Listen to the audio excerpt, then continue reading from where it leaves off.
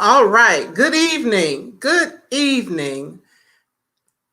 This is Marcie L. Thomas, founder of Brown Girl Collective, and your host for Live Well Sisters. So I'm just going to wait a few moments and see who all comes on in and joins us for this great conversation that we're about to have this evening with a very special guest. So as you're joining us, please feel free to let us know where you're from in the comments so we can kind of have an idea of who's here, and also take a moment to share out this video because I'm sure that there are people who would love to know more about mental health in the Black community, and our special guest is going to be a great person to get a lot of resources and things from. So please do share this out, like and share.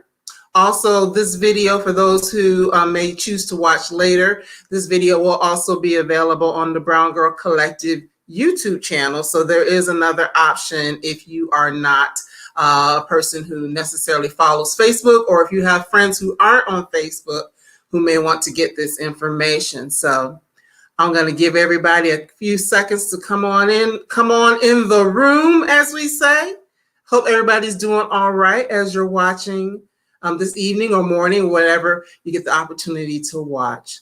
So once again, my name is Marcie Thomas. I'm your host, founder of Brown Girl Collective, and host of Live Well Sister, which is a relatively new platform that was started so that not only will we be able to share great stories of powerful women through history and current day, present day, who are doing wonderful things, but also to help us get some of the tools that we need to be able to live our best lives. So over time, you will see people who will come on and talk about our personal care, our spiritual health, careers, our relationships, just all types of things that help us to live our best lives. And with that in mind, just a real quick manner of announcement, we do have something coming up on the 24th of this month, and it is more of our conversation with Trey Anthony, who's the author of Black Girl in Love with Herself.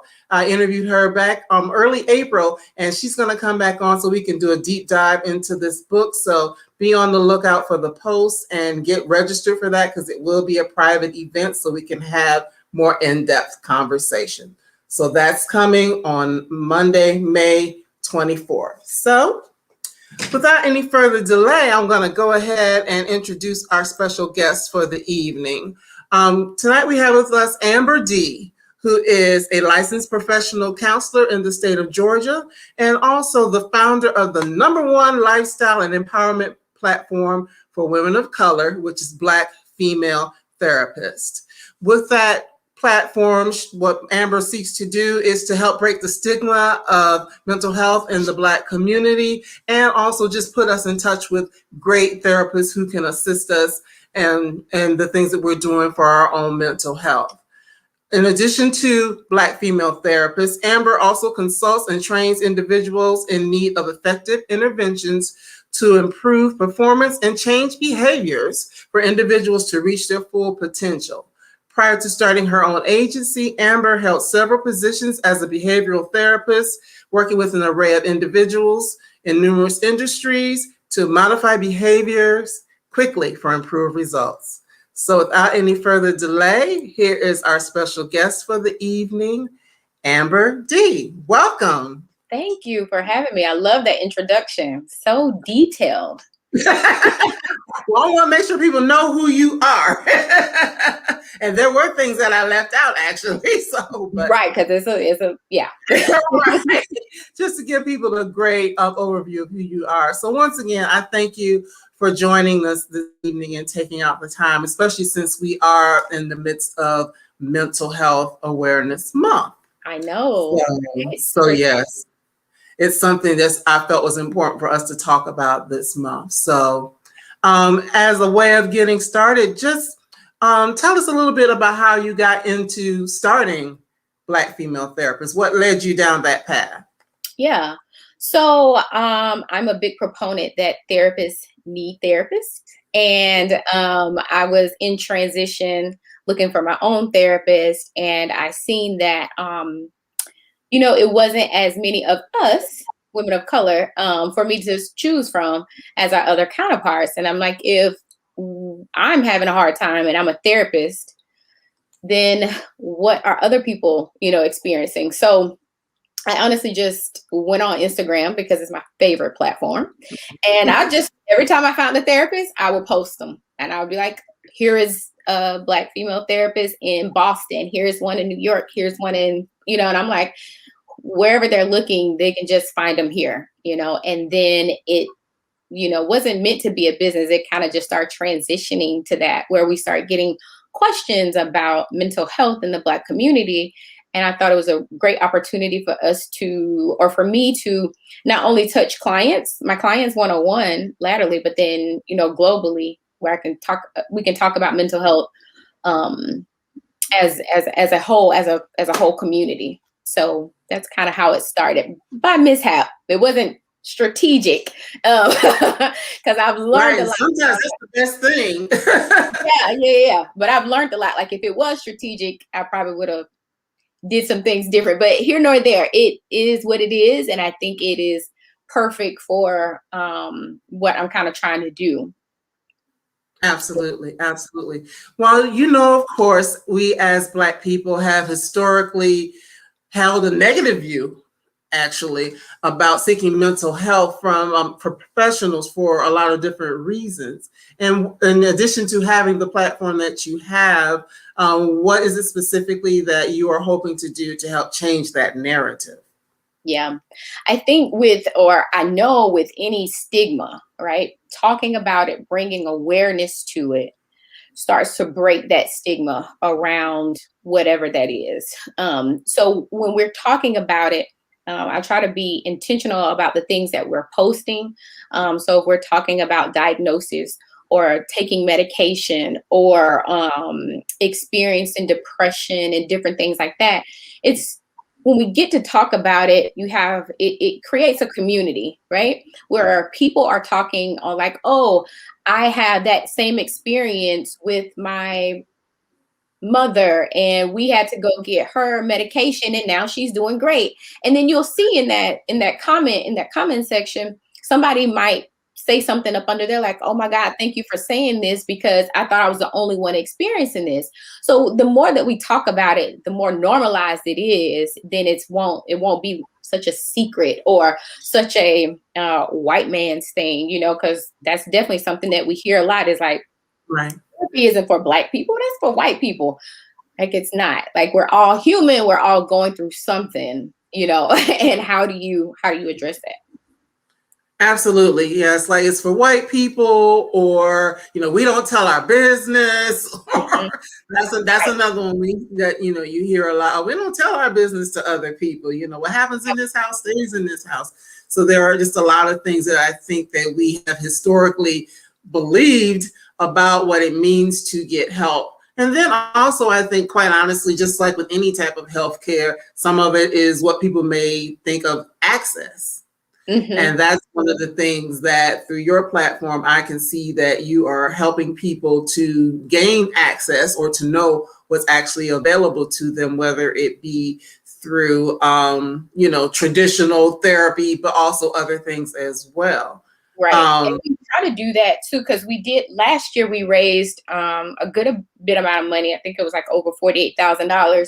And we turned around and just paid for therapy for people just because it was needed, so we paid for therapy. And so we still get donations periodically throughout the year. And we're trying to set up some system where we are still able to pay for therapy, but we also partner with the Loveland Foundation that also pays for therapy. And so you can utilize services through them as well. So we try to do it, like you said, a bunch of different ways, but just having access to it and knowing that it's okay if you need to talk to someone. Absolutely. Yeah. Absolutely. I'm glad you mentioned Loveland Foundation, because actually last year for my birthday, that was the fundraiser that I did for the Loveland Foundation. Awesome. So yeah, I was just, you guys, I don't have it in the comments, but Loveland, just like it sounds, Foundation. It was started by a Black woman who was interested in helping other Black women and brown women of color to be able to get access to therapy services. So look that up. You never know, you may want to donate, or you may, find that that's a place where you can look for resources as well. Yep. So one of the things we know, taking care of our mental health has always been necessary. But I feel that it's even more important as we work through some of the things that have been happening more prevalently in a public way with the attack on Black lives. So how do you feel that we can be aware of what's going on, or as I say, stay woke, but also stay well? Because a lot of it is hard, but how do you maintain, an ability to stay aware, but then also be able to take care of your mental health? Yeah, that's definitely a lot, right? Because just even watching it on the news or on social media is just re-traumatizing over and over again. So I say that, you definitely want to stay in the know of kind of different things that's going on. But at the same time, your self-care is also important. So if it's that you decide, I'm going to get the news the first thing in the morning while I'm getting dressed, and then after that, I'm going to cut off at a certain time. Because just hearing it over and over and over again, it does take a toll on your mental health. So you can still stay woke, but you don't have to listen to it all day, 24/7, just having the news on or just going through it on social media, because you can block some of those accounts that are showing you those things, like allow yourself that time. Cause like you said, you want to know, but at the same time, what is my boundary? What is going to be my cutoff point? And I think something that a lot of people have been struggling is because they want to be a part of the movement, right? But maybe not necessarily getting so much involved, like where they're like, because of COVID and different things like that, but they don't want to go out in the community. So other things that I've been telling people to do, you can do financial activism, right? Like maybe you check the news in the morning and you see one of your favorite accounts is raising money to help an organization that is, out pushing the movement forward. You can help raise money, like how you said you raised money from the Loveland Foundation. That was helpful, in this time. So you can also do other things like that, and that can help you feel a little bit more gratitude about what you have going on, and don't necessarily feel so out of the loop or saying like, I don't feel like I'm doing enough. And that also can weigh on you, right? Like, how can I help? Just looking at it over and over again, you're like, well, what can I do? I feel so helpless. I feel like I feel like we're not going to get anywhere. Well, those are little things that you can still do that helps still with the movement. Well, thank you so much for sharing that. And anyone who's watching, tuning in live, please, if you have any questions, please feel, I can't talk for a second. Feel free. Feel free to ask your questions as well. I love it. Because we want this to be, a conversation with all of us that are here, if you have something that you want to ask. Now, as Black women specifically, we are always expected to take care of everything and everyone else, whether it be, our significant other, our children, our job, if we're in a sorority, or the church, even the movement that we've been talking about. Many times it's women who are leading all of these different things. But how important do you feel that it is for us to make sure, first of all, that we're taking care of ourselves as well, but also that we have a multifaceted approach to our own personal self-care? Yeah. It makes me think of the Superwoman Syndrome, right? Mm-hmm. Where we have to do it all. We have to, be a great wife, a great mother, a great employee, a great sister, a great, daughter, like all the things, right? And we're running on E. And even though I feel like we hear that, that quote all the time, right? You can't pour from an empty cup, but it's so true. You can't drive a car on E. You have to fill that up. So in your work, you have to have boundaries, right? A lot of us,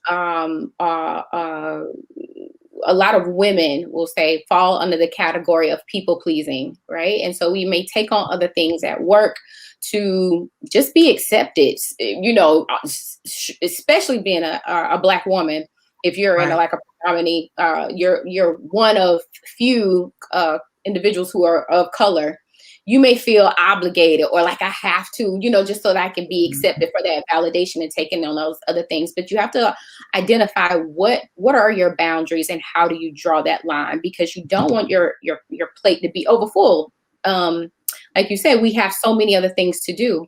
So when it comes to work or your friendships, even, because that's something else that, you know, your friends might be expecting a lot of you as well, right? I need you to be here for me. And when I call you, girl, I need to, you know, I need to talk. What do you mean you don't have time?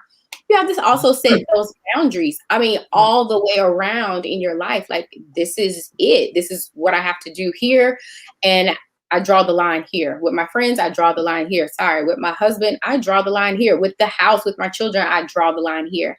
And if that means that some laundry doesn't get done, like laundry just gets done on Tuesdays, then it piles up until you get to it on Tuesday, or dishes or food, maybe it's takeout. Like, hey, I don't have time to cook every day. I'm sorry, I would love to, but I don't. So that type stuff is what you have to be intentional about, because you have to set intention, because if not, life will happen to you, because it'll just continue to come. So finding your own outlet too. Like, what is it that you need to do for yourself?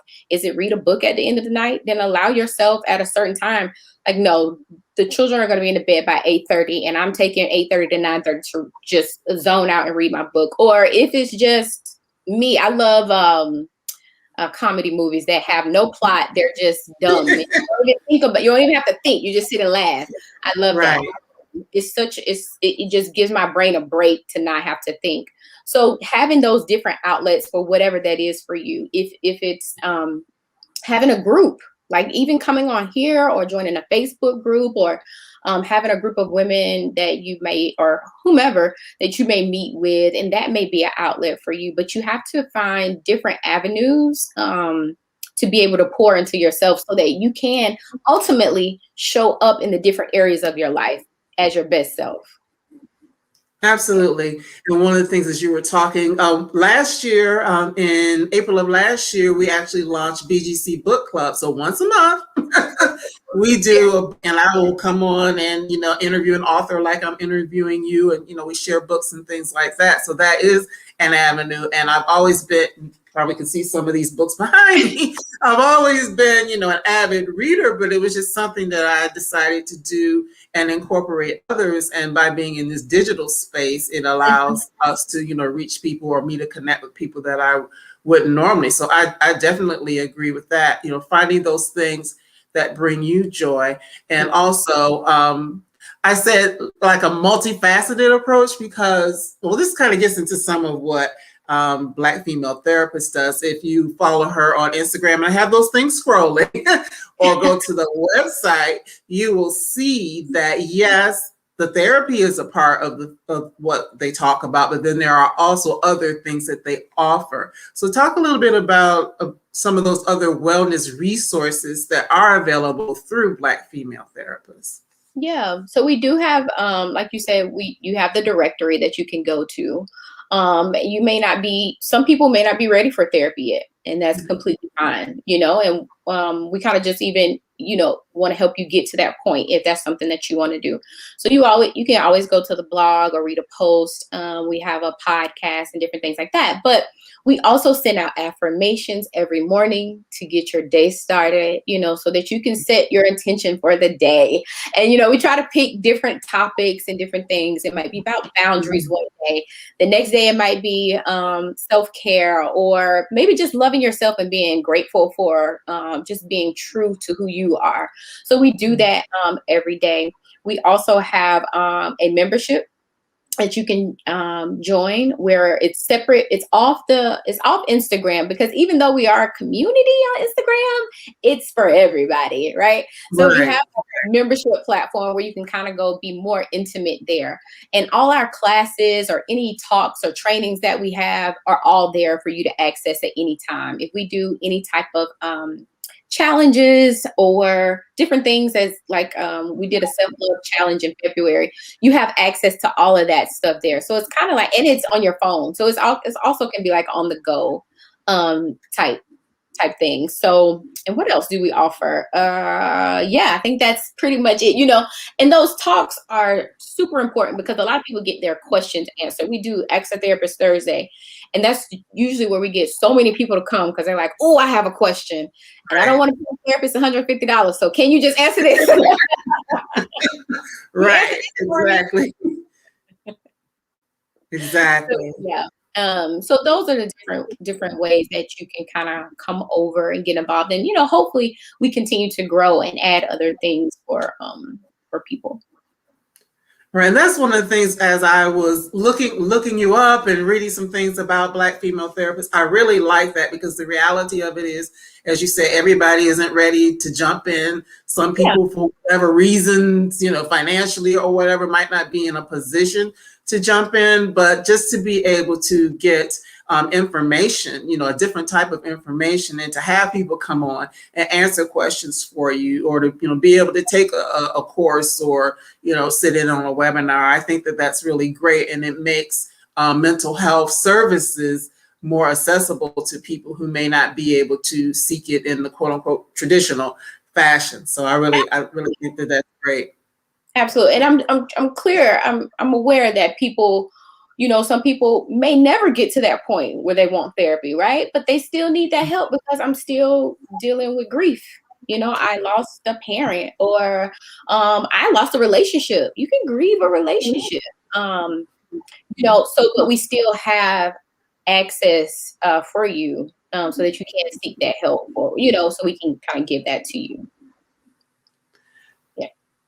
Right. And one thing I will say about that, because I am presently seeing a therapist, I see an art therapist, because, well, this is one of my pieces of work. So I do like to create art. And so I'm talking to her. So she has me drawing stuff and painting stuff to really dig into the things that might be going on with me mentally. But I am doing it not so much because of a period of crisis. For me, I'm in a period of change. As I was saying to you, Amber, I just recently relocated, and, I have a lot of things going on, whether it be hosting these video casts or things happening with Brown Girl, or, I do also have a day job. So I talked to her just as a way of navigating my way through my life and the positive things that are happening as well, because a lot of times a person, well, I'll speak for myself, I might feel good on the one hand, but then things can be scary sometimes. And it's good to have somebody to talk to that can give you tools to help you navigate those times when you're going through different things. So we don't have to think of therapy as just of something is wrong, or my relationship is falling apart, or, whatever the case may be. Sometimes it can actually be something good that you just need to have the right tools to stay grounded in the midst of whatever you're doing. So, and we talk about that too. Like, sorry, you don't want to wait until the bottom is falling out, per se, where you are just down at your last bit. You can go to therapy before that. And like you said, I love that you did say that, is that it doesn't always necessarily have to look like you sitting at a chair, right? And we're like face to face and I'm writing or whatever. Like how you say, you're going to art therapy. There's music therapy. There's some therapists will just meet you at the park and you just walk and talk, like it can be whatever, how you want it to be. It doesn't have to fit in this cookie cutter box, things that you see on the, in the movies and things like that. It's an array of ways for you to seek therapy, even group therapy. Just even going to hear other people's story can be therapeutic, because it makes you know that I'm not alone in this. Other people are experiencing some of these same things. Absolutely. Absolutely. So that is so true. Now, what tips do you have for a person who might be considering going to therapy? What, I know you have a resource where people can go and find therapists, Black female therapists. And is it primarily Black female therapists or others as well? It's primary Black female therapists. Yeah, it is. So sorry. Yeah, Well, that's the is. name. So I just wanted to be sure, because there may be men who deal with black females or whatever the case may be. But it's good because my therapist is a Black female therapist, and I purposely sought that out. So that's important. But for the person who, right, for the person who is considering it, what types of things do you think that a person should look for in finding that right fit? Yeah. Definitely, obviously, I'm a big advocate of them being licensed because you want them to be held to a certain standard. And if they're not, so that you can report them if they are not. So you want to be sure they are licensed. So just like doctors and things like that, or lawyers, we have to take an oath, and we have to, the first, is do no harm to our clients and things like that. So we have a sounding board for us as well. So you want to make sure of that. And so if you ever get with anyone and you don't feel comfortable, you felt like they were very unethical or something, maybe they crossed the line, you can go report that to that person. So that's super important. Secondly, you want to make sure that they have experience in what your issue is. So for example, if you are dealing with an eating disorder, going to a therapist that is, maybe skilled in depression. I mean, she could help, but if your specific issue is an eating disorder, you want to find somebody that is certified and licensed in that area of eating disorder, because they're going to be more knowledgeable about the best practices to help you. Right. So you also want to look for that. When you're also going to therapy, you want it to be reciprocal. You want it to kind of to be teamwork. So I'm talking to you about kind of what I have, and we're deciding kind of what is best for me together. And our job as therapists isn't to tell you what to do with your life, because you are the named person in your life. So you decide what's best for you, but we help guide you to kind of where you want to be, So you want to have that, you want to be able to feel open to talk to your therapist about whatever that is.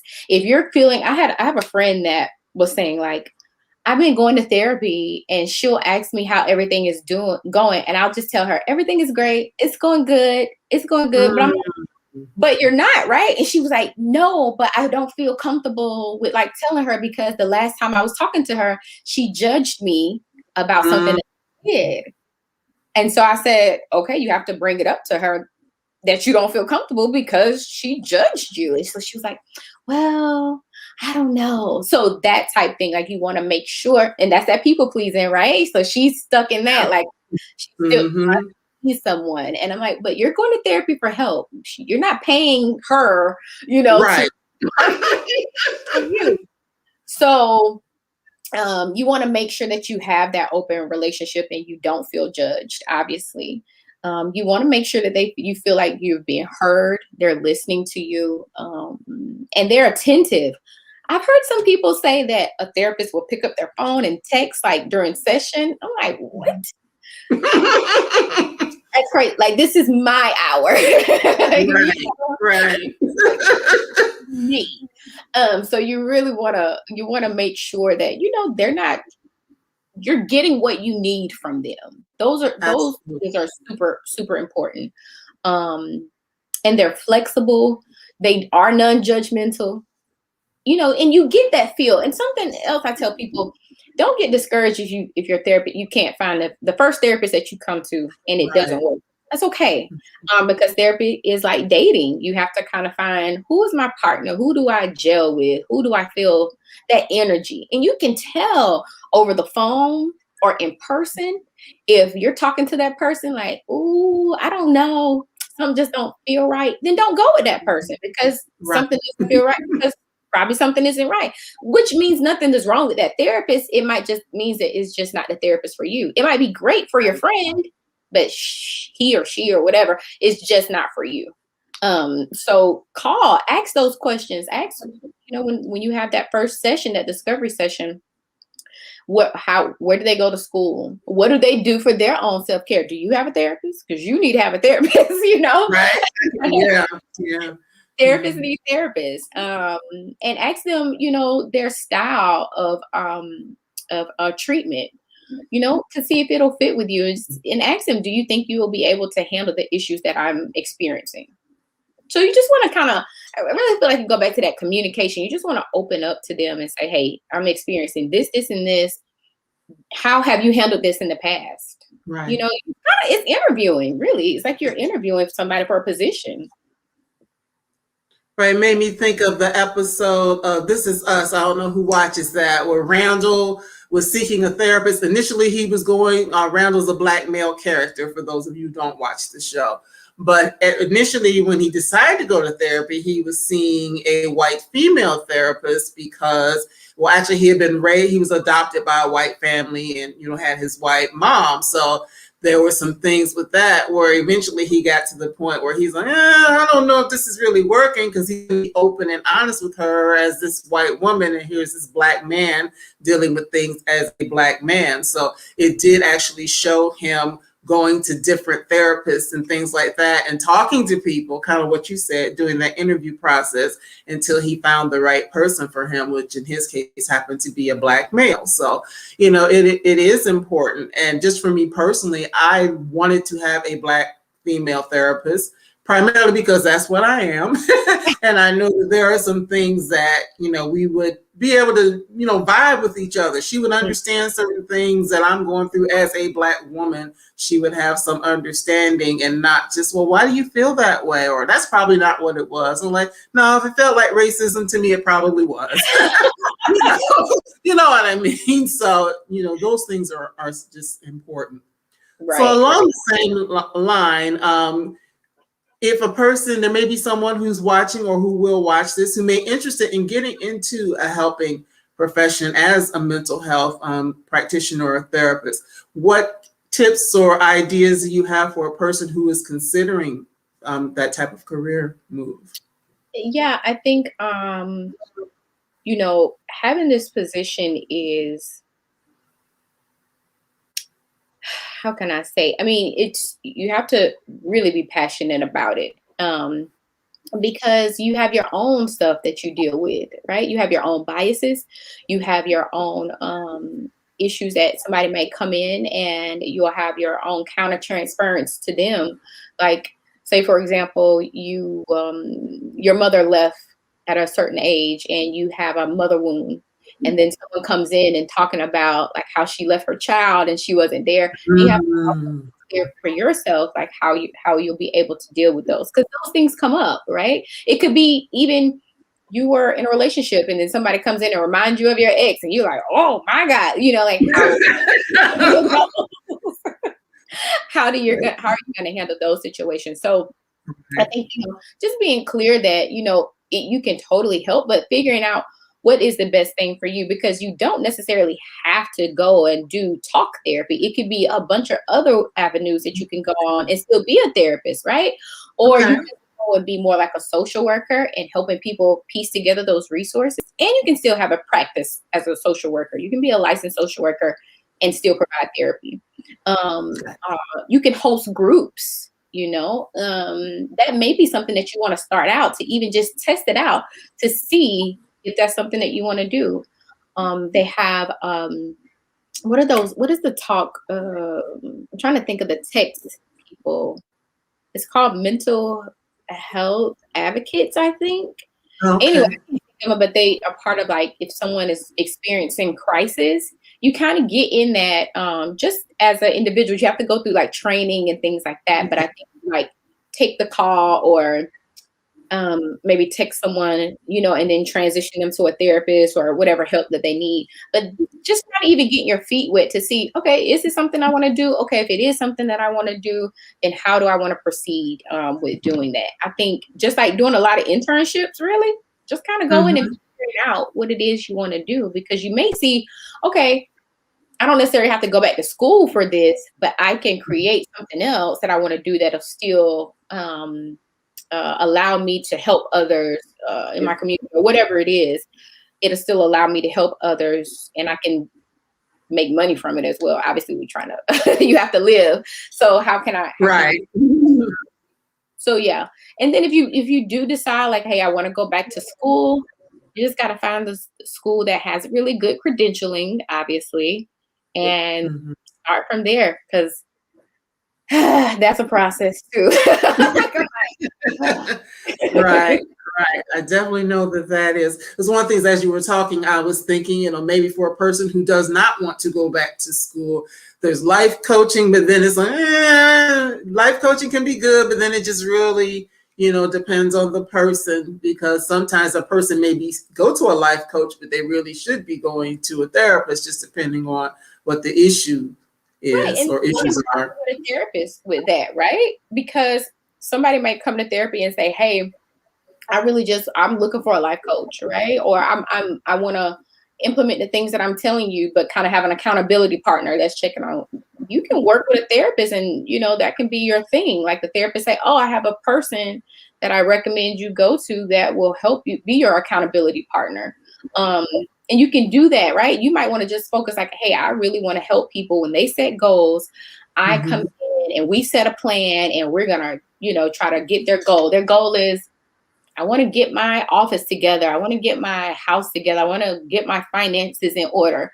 People might not necessarily come to therapy for that type stuff, but a life coach can say, okay, you said you wanted to get your finances in order, and we made a list the other day. Did you call that financial advisor? No. Okay, then you need to, that person that can kind of help you to get that goal, where you might not necessarily come to therapy for that.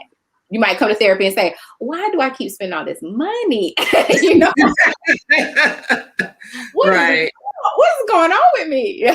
But that's another good option. And it really is a good business for you to link up with some therapists who have clients that are just needing that extra support.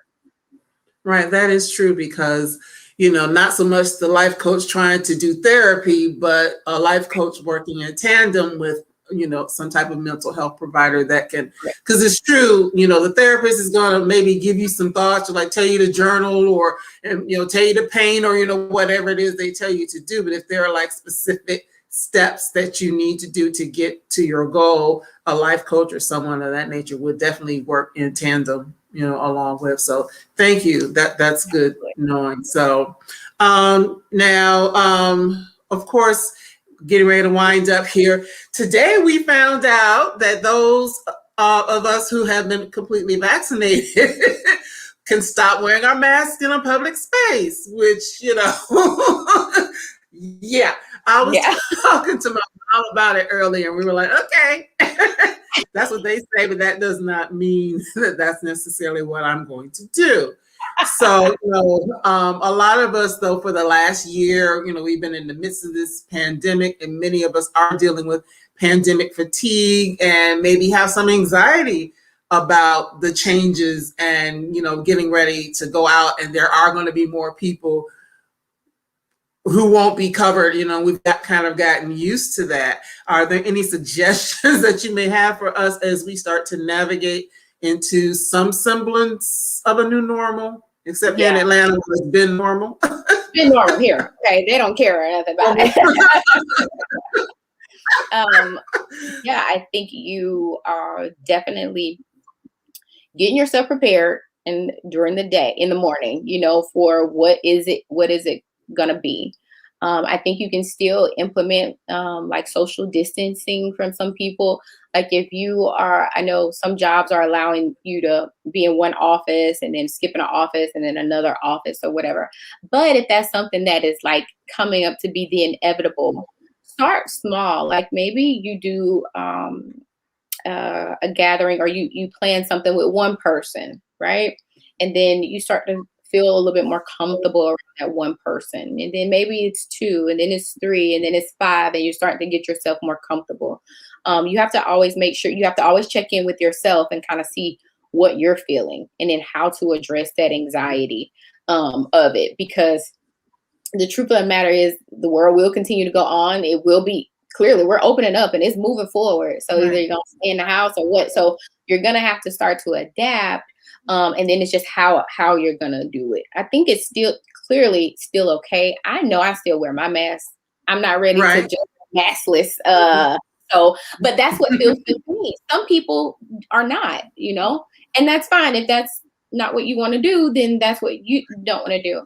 But I don't have to take on your beliefs or what you do. So what feels good for me, I'm going to do what feels good to me until I'm ready, and it's a process. I don't think that you have to immediately go into it just because other people are doing it. I think check in with yourself. What do I want? What feels good to me? And then just slowly start acclimating your life back into it. Journal about it. Like, what are your thoughts? Put all your worries down.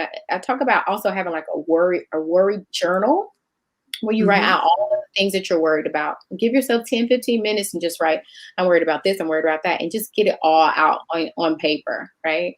And then, excuse me, at night or the next day, you can look at all the things that I worried about yesterday. And then, okay, so now that I'm taking a deep breath, is that rational? Is that not rational? How can I combat that? Okay, I'm worried about going to the grocery store. Okay, well, can you still wear your mask when you go to the grocery store? Or, can you still practice 6 feet social distancing? Well, yeah, I can. Okay. So, it'll be a step, because you want to see all the things that are going on in your head, but you want to get them out of your head, because what that does just creates rumination, which increase your anxiety. Having caffeine increases your anxiety. So if you're drinking coffee and things like that, it's through the roof. Dehydration can also increase your anxiety. So a lot of care, making sure you're having water, a lot of things like that we didn't even know, that you might be doing, that you're like, oh, I didn't know that I have something to do with it. So just being aware of what you're putting into your body, and then being intentional about how you start your day. That's going to be super important. If you already know you wake up and you're anxious, then you might want to start your day calm. You don't turn on the TV. You don't look at social media. You don't go right? You start your day with maybe a cup of tea. You're playing soft music and you're getting yourself prepared so that you can start out. Like I said, you're more intentional about your day and you're starting off more on a level playing field instead of starting off up here, Absolutely. The thing you said about starting the day, kind of backtracking a little bit, how we were talking about taking in the media and all the things that are going on. I found that I'll wake up and I'll pick up my phone. I know they say don't do that, but my alarm is on my phone. I need to change that. But I have found that certain things I know, don't look at that, because if I look at, and it doesn't have to be, the stuff with us as Black people, but just things in the world in general that may be negative. I know I can't, don't look at that first thing in the morning, because that's gonna set a tone for the day that already isn't positive, and I don't want to start the day that way, because we all have our own internal stuff that can have us riled up. Don't need to add other things to that. So, absolutely. So yeah. So then you get intentional about purchasing an alarm, right? That's not on your phone. So like an old school alarm, right? Where you have to get out of bed and go turn it off, and you're like, I'm gonna put my phone over here on that, so I don't even, if it's not even in my pathway, I'm gonna put it here. Like, I know for me, like if chips aren't in the house, I'm not eating chips. So don't buy them. Right. So move. Exactly. And then, you just kind of set yourself up more for success than failure. Because if it's right there, you probably are more prone to like just grab it, because it's just our normal, we've already set ourselves to do that all the time. So we just grab it. Right. Yeah, exactly. So we're going to be wrapping up here in a moment. So you all have been a great audience. If anybody has any questions before we finish up for the evening, please feel free to ask, what you may want to ask before we get ready to go. Now, I know you've got a lot going on with Black female therapists, Amber. So is there anything in particular that you would like to share with our audience that's going on or coming up that people can tune into? Sure. We do also have Black male therapists. Okay. We are definitely, hopefully this year, we'll put more more attention there. We need it, but it's just like BFT kind of took off a lot faster. So it was like, oh, hold on, but this right here. So we are going to kind of get that going. But for the month of May, we are doing a challenge where we're offering our membership for free. We're giving it away. We're giving 31 memberships away for free. So one for every day for the month of May. And we are also doing Self-Care Sunday. We're starting to do those the last Sunday of every month, where it's a virtual event where we have therapists, other wellness practitioners that come on. The one that we have coming up in May is May 23rd. So we have someone coming on to do a tonic, talks about how you can create your own tonics or self-care. We have a therapist talking about boundaries, how to work on emotional care, your emotional self-care. We have a therapist that's going to also come on to talk about affirmations and how you set your own affirmations for the day. You don't necessarily have to get ours. You can, but you don't have to. You can do your own affirmations, what you have going on. So we're going to have like a lot of different people. We're going to do that every Sunday, where that might be one thing, like how you say your book club is, right? Once a month, you're doing the self-care where you can come and be a community and kind of learn from different people in one setting. So that's what we have going on for the month of May. Now, I don't know what we'll have going on for June. Right. And I have had all of Amber's information scrolling, where you can find her on Instagram and Twitter, both her personally as well as Black female therapists on Instagram, Twitter, Facebook, and of course the website, which you can go to get linked up with a lot of the things she has going on the blog, find out more about the membership, all that stuff. So please, like her as well, follow, see what they've got going in, and get in where you fit in. Because I just think that it really is important for us to, to be able to get things to help with our mental health. So I really do appreciate you taking the time to come on tonight. And, oh, yeah, absolutely. And, I hope that some folks will come on and join it. Oh, we had a question before we finish up. Okay. And as for, let me take something down because it's not one to go up. There we go. Would you apply these same suggestions to the relationship with a psychiatrist? Yeah, if you are definitely, because they're prescribing your medication. So you want them to definitely understand where you're coming from, because you don't want to have someone that's just like, okay, what's going on? Okay, here, just take this and move on. Because then you're like, then you don't feel comfortable. Like, are you really listening to kind of what I have going on? Do you care? So yeah, you want to apply those same things to a psychiatrist as well. Thank you, Seema. But that actually brings up something else for me. We do know that there are people that, of course, would go to a psychiatrist that does prescribe medication, wherein some of the other types of therapists may not. So do you find that if you run into a situation where a person may require medication, you work in tandem with someone who can write them the prescription? Is that correct? Yes, absolutely. And you'll have a list of, because just like since the pandemic, obviously mental health is finally, I feel like it's always been an issue, right? But now, because of the pandemic, more people are trying to pour into it, and we're getting more awareness to it, which is awesome because we need it. But more psychiatrists are also being booked and busy, like a lot of therapists, because there's so many people. So yeah, I have a list that I refer people to, and a lot of my therapists or cohort, they have a list too, because maybe one is booked and he or she may not be taking any more clients, and then you can call another one. So yeah, we work in partnership with them. All right. That's good to know. That's good to know. So once again, thank you again, Seema, for your question. And, everyone, if you get a chance, if you missed some of this broadcast, it will stay up on our Facebook page for a while. Indefinitely. We also do have the YouTube channel, which you can go there and see it or share it out to others who might not have access to Facebook and subscribe, because we're going to be doing these types of things every other week with Live Well Sister. It's just important to do that. And I want you all to get all the great information that you can from Amber and other wonderful Black women like her. So once again, Amber, thank you so much. I have one more announcement. Amber, I'm going to let you go so you can enjoy the rest of your evening. And I have one more announcement before we close out for the night. So you have a good one, and I hope to see you soon. Thank you. Bye, guys. You're welcome. All right, bye-bye. All right, just real quick, because I'm not going to hold you all. We do have, I want to let you know who our next guest is going to be. Our next guest will be, and my thing's moving a little slow here, on May the 27th, which is 2 weeks from today. We will have Shanicia Boswell, who is a serial entrepreneur, author, and founder of Black Moms Blog. She'll be on to talk about Black women in entrepreneurship and also talk about Black motherhood as well.